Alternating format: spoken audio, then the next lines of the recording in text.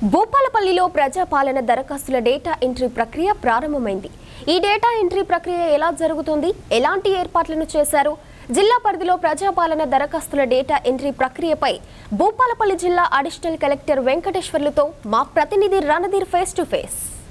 తెలంగాణ ప్రభుత్వం ప్రతిష్టాత్మకంగా ప్రజాపాలన కార్యక్రమాన్ని కూడా శ్రీకారం చుట్టింది. 6 గ్యారంటీలను అమలు చేసే దిశగానే శ్రీకరణ కార్యక్రమం అయితే మొన్న జనవరి 6తోనైతే ముగిసింది. ప్రజెంట్ జయశంకర్ భూపాలపల్లి జిల్లా వ్యాప్తంగా ఎన్ని దరఖాస్తులు వచ్చాయి, అసలు ప్రక్రియ ఎలా ఉండబోతుంది, డేటా ఎంట్రీ ప్రక్రియ ఎలా సాగుతుందనే విషయాలను మనతో పాటు చర్చించడానికి భూపాలపల్లి జిల్లా అదనపు కలెక్టర్ వెంకటేశ్వర్లు గారు ఉన్నారు. వారిని అడిగి మరిన్ని విషయాలు తెలుసుకుందాం.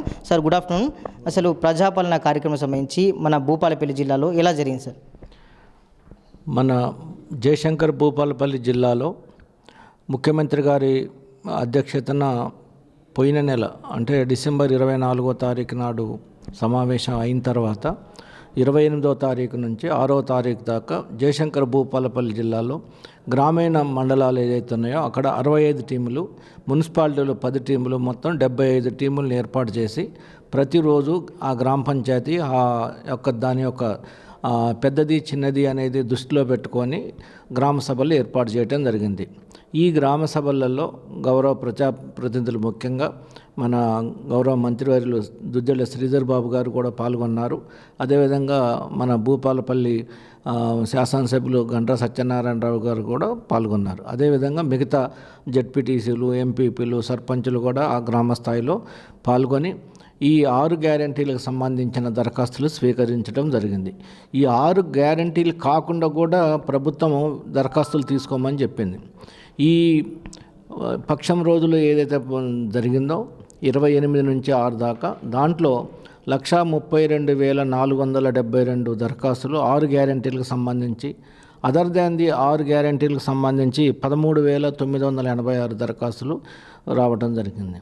ఈ దరఖాస్తులన్నింటినీ కూడా 5వ తారీఖు నాడు చీఫ్ సెక్రటరీ గారు ఆదేశాలు ఇచ్చారు. వీటినన్నింటిని కూడా డిజిటలైజ్ చేయాలా, ఆన్లైన్ చేయాలా. సో ఈ ఆన్లైన్ ప్రక్రియ 6వ తారీఖు నుంచి పెద్ద ఎత్తున మొదలుపెట్టడం జరిగింది. సో మన జిల్లాలో ఉన్నటువంటి కంప్యూటర్ ఆపరేటర్సు, అదేవిధంగా మీ సేవా ఆపరేటర్సు, అదేవిధంగా వివిధ డిపార్ట్మెంట్లో పనిచేసిన అందరిని కూడా తీసుకొని దాదాపుగా 494 మంది ఆపరేటర్లను గుర్తించి వాళ్ళకి లాగిన్ ఇచ్చి, సో 6వ తారీఖు నుంచి 5వ తారీఖు నాడు శిక్షణ ఇచ్చి 6వ తారీఖు నుంచి చేయించడం జరుగుతుంది. మొత్తం ఎన్ని రోజుల పాటు ఈ యొక్క డేటా ఎంట్రీ ప్రక్రియ కొనసాగుతుంది సార్? సో ఈ డేటా ప్రక్రియ చీఫ్ సెక్రటరీ గారు చెప్పిన దాని ప్రకారంగా 6వ తారీఖు నుంచి 17వ తారీఖు దాకా కంప్లీట్ చేయాలని, సో మనం దానికి అనుగుణంగా ప్రణాళికలు తయారు చేసి ప్రతి ఒక్కరు కూడా రోజుకి కనీసంగా 50 చేయగలుగుతారు. అంటే గంటకు 5-6 చేసినా కానీ కూడా మన 50-60 యావరేజ్గా చేస్తుంటారు. కొన్ని ఫాస్ట్గా చేసేవాళ్ళు, ఎర్లీగా లేట్ అవర్స్లో చేసేవాళ్ళు చూస్తే దానికి 60-70 కూడా చేస్తున్నారు. సో మన యావరేజ్గా ఈ రోజు బట్టికి చూసుకున్నట్లయితే ఇప్పటికీ మన జిల్లాలో 132,472లో దాదాపుగా 48,000 దాకా ఈ సమయానికి అయినాయి. ఉదయం 10 గంటలకి 40,000 అయినాయి. సో ఎవ్రీ 2 అవర్స్కి మనం రిపోర్ట్ తీసుకుంటుంటాం కాబట్టి 2,000 నుంచి 3,000 అవుతూ ఉంటాయి. సో 45,000 దాకా అవుతాయి. 45,000, 46,000. సో ప్రభుత్వం ఇచ్చిన నిర్దేశానుసారంగా విత్ ఇన్ ది పీరియడ్లోనే మన యొక్క డేటా ఎంట్రీ కూడా అవుతుంది. కలెక్టర్ గారు కూడా దీన్ని ప్రతి 2 గంటలకు ఒకసారి మానిటర్ చేస్తున్నారు. అదేవిధంగా మండల స్థాయిలో ఉన్న ఎంపీడీఓస్, తహసీల్దారు, మండల స్పెషల్ ఆఫీసర్స్, ఎంపీఓస్ కూడా, ముఖ్యంగా ఇది గ్రామ స్థాయిలో ఉన్న పంచాయత్ సెక్రటరీ వాళ్ళకి ఏదైతే ఆపరేటర్ని అలాట్ చేసినామో అక్కడ కూర్చొని ఈ డేటా ప్రక్రియ అంతా కూడా ఒక మంచి సిస్టమేటిక్గా చేపిస్తున్నాం.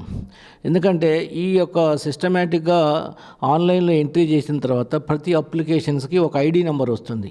ఈ ఐడి నెంబర్ ద్వారా ఆ అప్లికేషన్ యొక్క స్థాయి ఏంటి, ఏ స్థాయిలో ఉన్నది, ఎక్కడ ఉన్నది అనేది ట్రాకింగ్ చేయడానికి అవకాశం ఉంటుంది.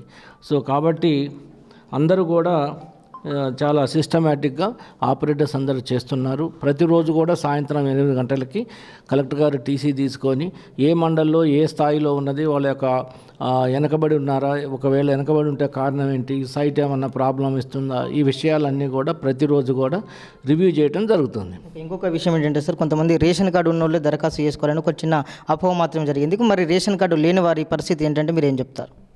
ఇప్పుడు రేషన్ కార్డు ఉన్నా లేకపోయినా ఎవరైనా దరఖాస్తు చేసుకోమని చెప్పినాం.